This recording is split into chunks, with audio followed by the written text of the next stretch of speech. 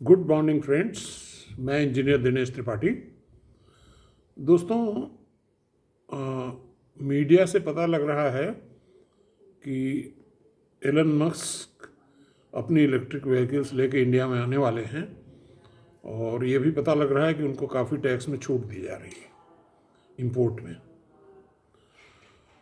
तो दोस्तों, इससे पहले कि वो आए हैं और हमको ये जानना ज़रूरी है कि इलेक्ट्रिक व्हीकल का मेन मतलब ये है कि वो कार्बन फुटप्रिंट्स कम करेगी।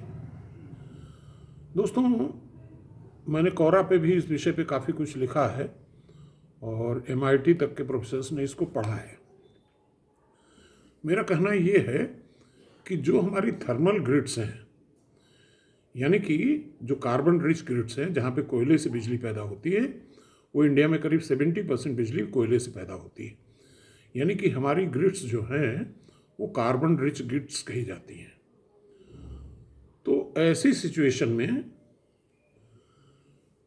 हमको ये देखना ज़रूरी है कि जब हमारी electric vehicle carbon rich grid से अपनी ऊर्जा प्राप्त करेगी, बिजली लेगी, तो उसमें क्या कार्बन एमिशन होगा बनिस्बत जो हमारी गैसोलीन से चलने वाली व्हीकल्स हैं उसमें क्या ओवरऑल इफ़िशियंसी है और कितना कार्बन एमिशन होगा। और बहुत ज़्यादा कॉम्प्लिकेट न करते हुए मुद्दे को मैं ये समझाना चाहूँगा कि देखिए, जो थर्मल ग्रिड है हमारी, उसकी जो वो बिजली जब पावर प्लांट से लेती है तो पावर प्लांट की जो ओवरऑल एफिशिएंसी है, यानी 1 किलो कोयला जला करके जो हम बिजली पैदा करते हैं, तो वो एफिशिएंसी जो सबसे अच्छे थर्मल पावर प्लांट्स हैं फॉसिल फ्यूल के, उनकी एफिशिएंसी 40% के आसपास है। उसके बाद वो पावर आ गई अपनी ग्रिड में। अब ग्रिड में ट्रांसमिशन और डिस्ट्रीब्यूशन लॉसेस अगर 30% भी आप मान लीजिए तो ग्रिड इफिशिएंसी हो गई 70%, 40% पावर प्लांट की इफिशिएंसी हुई, 70% ग्रिड की इफिशिएंसी हुई। अब उसके बाद जब इलेक्ट्रिक व्हीकल में चार्जिंग होगी तो चार्जिंग सर्किट की भी कुछ इफिशिएंसी होगी, उसको चलिए हम 90% मान लेते हैं। तो 3 इफिशिएंसी हो गई अब तक, 40, 70 और 90। अब चौथी इफिशिएंसी आ गई कि जो हमारी बैटरी चार्ज हुई वो मैकेनिकल एनर्जी में कन्वर्ट करेगी ट्रैक्शन पैदा करने के लिए, उसको भी 90% मान लीजिए। तो अब सोचिए कितनी हो गई आपके पास इफिशिएंसी। नंबर 1 पे 40% पावर प्लांट, नंबर 2 पे 70% ट्रांसमिशन डिस्ट्रीब्यूशन, नंबर 3 पे बैटरी चार्जिंग की 90% और नंबर 4 पे इलेक्ट्रिक कन्वर्जन की इफिशिएंसी जो हुई वो 90%। यानी कि 2 इफिशिएंसीज 90-90 हो गई, एक 40 और एक 70।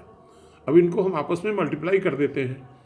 अब 40% वाले को 70 से मल्टीप्लाई करिए तो 28% हो गया। अब 28% को 90 से मल्टीप्लाई करिए तो करीब 25 हो गया। अब 25 को भी 9 से मल्टीप्लाई किए तो करीब 22.5% ओवरऑल एफिशिएंसी इलेक्ट्रिक व्हीकल्स की होने जा रही है इंडिया में।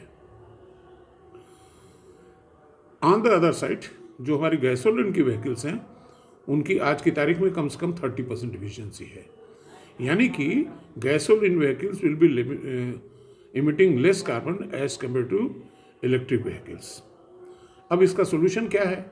सोल्यूशन ये है दोस्तों कि अगर हमारी ग्रिड में न्यूक्लियर और सोलर का कंट्रीब्यूशन हो जाए, अथवा हम अपनी जो इलेक्ट्रिक व्हीकल्स की चार्जिंग है उसको सोलर से हम कर पाएँ, तब तो फ़ायदा है। अदरवाइज मस्क साहब के आने का कोई फ़ायदा नहीं हिंदुस्तान को as far as carbon footprints are concern. तो हमारे जो प्लानर्स हैं, मिनिस्टर्स हैं, ब्यूरोक्रेट्स हैं, जो ये डिसीजन लेने जा रहे हैं, उनको इस विषय पे सोचने की आवश्यकता है। धन्यवाद।